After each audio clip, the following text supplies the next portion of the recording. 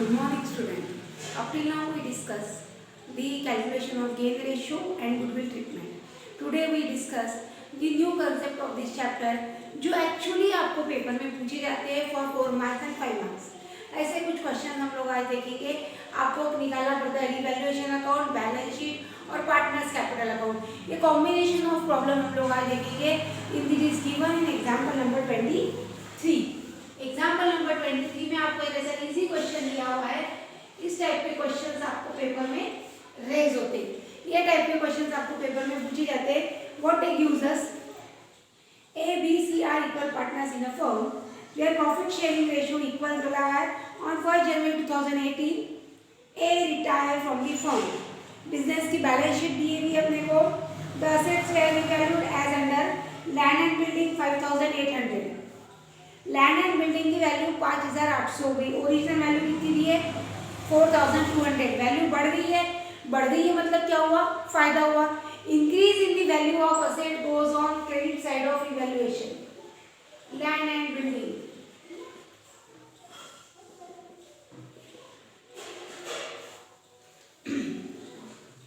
$1,600 से इंक्रीज हो गया है 5,800 माइनस 4,200. 1,600 से इसमें इंप्रूवमेंट हुआ है. उसके बाद क्या बोला है, मशीनरी ₹6,564. मशीनरी की वैल्यू कितनी थी, उससे वो कम हो गई है. कम हो गई तो डेबिट साइड में मशीनरी की ओरिजिनल वैल्यू है 6,980 माइनस 6,584 सॉरी 64 है. तो 416 रुपीज से वैल्यू लेस हो गया मशीनरी का. Goodwill of the firm is valued ₹9,600. मैं यहाँ लिख के रख रही हूँ अभी सिर्फ गुडविल 9,600.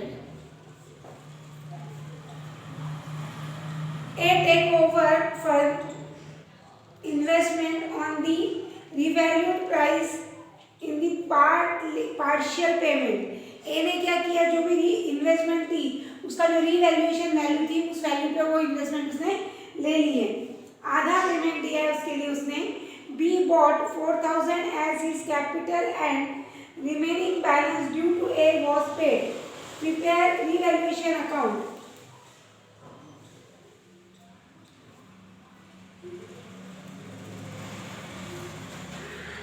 इन्वेस्टमेंट की वैल्यू है 8,400 हो गई है. ओरिजिनल वैल्यू कितनी थी 8,000. 8,000 से 8,400 हो गई है. हमें फायदा हुआ है 8,400 माइनस 8,000 तो 400 रुपए का यहाँ बेनिफिट हुआ है. तो टोटल बेनिफिट हम लोग हो सकते हैं 2,000 माइनस 416. तो बचेंगे हमारे पास, जो बचेंगे उसकी वैल्यू को हम 3 में डिवाइड कर देंगे. 2,000 रुपीज में से हम लोग 416 माइनस कर देंगे तो बैलेंस बचेगा 584. ये 584 ए, बी और सी तीनों में इक्वल डिवाइड हो जाएगा.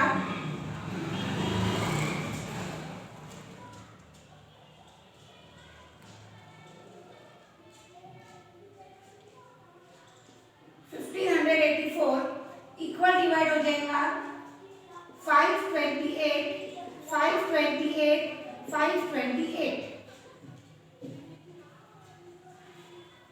इन दिस वे ये तीनों में डिवाइड हो जाएगा. अब हम टर्न होंगे टुवर्ड्स पार्टनर्स कैपिटल. सबसे पहले रिवैल्यूएशन अकाउंट बना लेंगे, उसके बाद पार्टनर्स कैपिटल पे टर्न होंगे. सबसे पहले क्रेडिट साइड में बैलेंस शो करेंगे बाय बैलेंस सीटी कैरी डाउन. तीनों का बैलेंस है ब्रॉट डाउन 8,000. बैलेंस शीट में दिया हुआ है अपने को 6,800 और 7,800. तीनों का बैलेंस लिख लिया. रीवैल्यूएशन अकाउंट के डेबिट में है, इनके कहाँ करेगा क्रेडिट में. By revaluation account 528, 528, 528। ये दो एंट्रीज हमने पुट कर दी स्टेप बाय स्टेप। अब गुडविल कितनी बोली स्टूडेंट्स अपने को? गुडविल बोली है 9600। 9600 के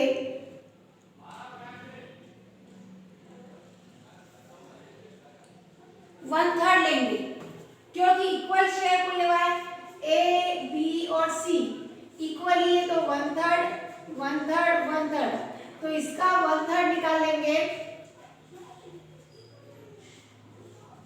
3200। 3200 1/3 आ गया गुडविल का। वो गुडविल का 1/3 दो पार्टनर शेयर करेंगे। रिटायर कौन हो रहा है इसमें से? ए, तो बचे हुए बी और सी उसको शेयर करेंगे। तो एंट्री क्या आएंगी? A capital account debit, A capital sorry B and C capital account debit to A capital account. तो ए कैपिटल के क्रेडिट में by B capital account by C capital account. इसको वापस आधे 1600 बांट देंगे। इक्वल शेयर है इसलिए 1600 1600। यहाँ पे 2A कैपिटल अकाउंट, B में 1600, C में 1600। उसके बाद इन्वेस्टमेंट किसने ले ली? ए ने, तो ए के डेबिट में टू इन्वेस्टमेंट अकाउंट 8400। उसके बाद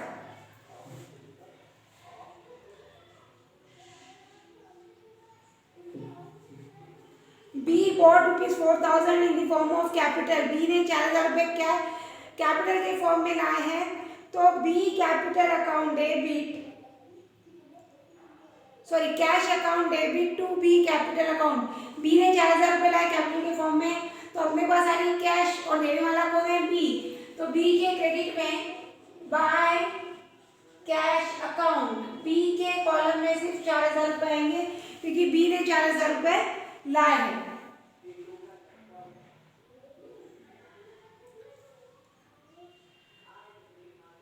उसके बाद अब हम लोग निकालेंगे balances of A B and C. Credit की टोटल कर लेंगे।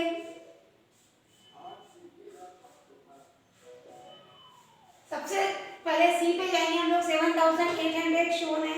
उसके बाद 525 है, तो एडिशन आएगी 8328। 8328 8328 माइनस 1600, तो बैलेंस बचेगा 6728। 6728 टू बैलेंस सी डी या ट्रांसफर टू बैलेंस शीट। अब बी ले लेंगे 6800, 528 और 4000 एडिशन आ रही है 11328।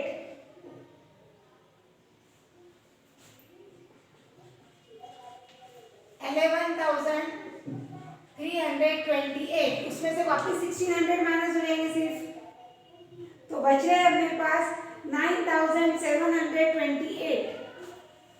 9728। अब ए मैंने इसे लास्ट में लिया, क्योंकि ए में अपने पास चार अमाउंट है, 8000 बैलेंस, 528 रिवैल्यूएशन अकाउंट, 1600 डी की गुडविल और सी की गुडविल 1600। एडिशन आ रही है 11728। 11728, ये एडिशन डेबिट में लेके जाएंगे 11728, उसमें से सब्सट्रैक्ट कर जाएंगे 8400।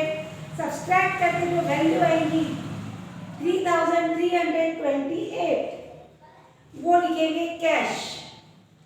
3328 टू कैश अकाउंट। अब मैडम ऐसा क्यों लिखा? Again I read the sentence. A take over the investment on revaluation price and partial payment,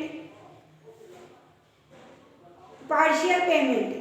यानी A ने क्या किया? इन्वेस्टमेंट डेली जो ए को पैसा देना था और बचे हुआ पैसा क्या किया, पेमेंट दे दिया पूरी तरह से। ठीक है, नाउ ये सब कैलकुलेशन हो गए। अब हम टर्न होंगे बैलेंस शीट पे। बैलेंस शीट में एज इट इज क्रेडिटर्स 6928, उसके बाद कैपिटल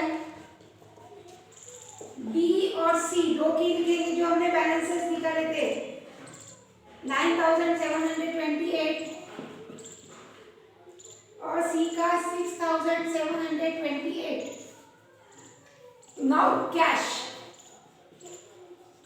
का ओरिजिनल बैलेंस कितना दिया बैलेंस शीट में 1433 प्लस बी ने कितने लाए 4000 और ए कितने दे रहा है अपने को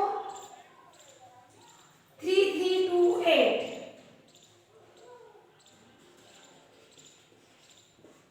eight the time of retirement ए कितना पैसा दे रहा है, तो एडिशन करके आ जाएगा अपने पास, सॉरी ए को अपन इतने पैसे दे रहे हैं वापसी में, ए को अपन इतने पैसे वापसी में दे रहे हैं, तो एडिशन सब्ट्रैक्शन करके आएगा 2105 रुपीज। उसके बाद debtors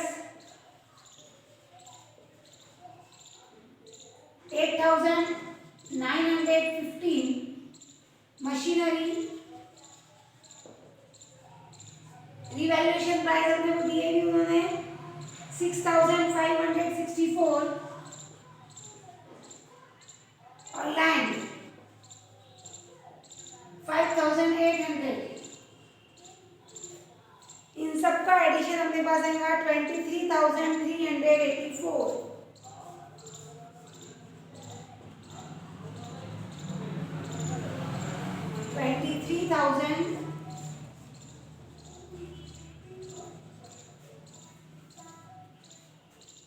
23,384। I think student in this में आप लोगों को समझ गया है। बहुत इजी क्वेश्चन मैंने इनिशियल स्टेज पे लिया है। सबसे पहले हमने रिवैल्यूएशन अकाउंट बनाया, जो असेट की वैल्यू बढ़ रही है वो क्रेडिट में और जिसकी वैल्यू कम हो रही है वो डेबिट में। बैलेंसिंग कर लिया, बैलेंसिंग करके हम लोगों ने कैपिटल के क्रेडिट साइड पर ट्रांसफर कर दिया। गुडविल थी 9600 रुपये, 1/3 शेयर ए का था तो ए का शेयर बी और सी में बांट दिया और ए के डेबिट में आ गया। उसके बाद जो भी पेमेंट था उसने इन्वेस्टमेंट दे दी तो इन्वेस्टमेंट उसको दे दी और बचा हुआ पैसा अपने कैश के फॉर्म में उसे दे दिया, क्योंकि eight the time of retirement हमें उसे पैसा देना है कि जो भी उसने पैसा बिजनेस में लाया था वो सब लेके जाएगा। तो कुछ तो इन्वेस्टमेंट दे दी और बचा हुआ पैसा हमने कैश के फॉर्म में उसे दे दिया। कैपिटल अकाउंट बैलेंस करने के बाद हम लोग टर्न हो गए बैलेंस शीट में। I hope it is understandable to you. अगर कोई भी कंफ्यूजन होंगे तो with the help of audio messages we will discuss it. Thank you.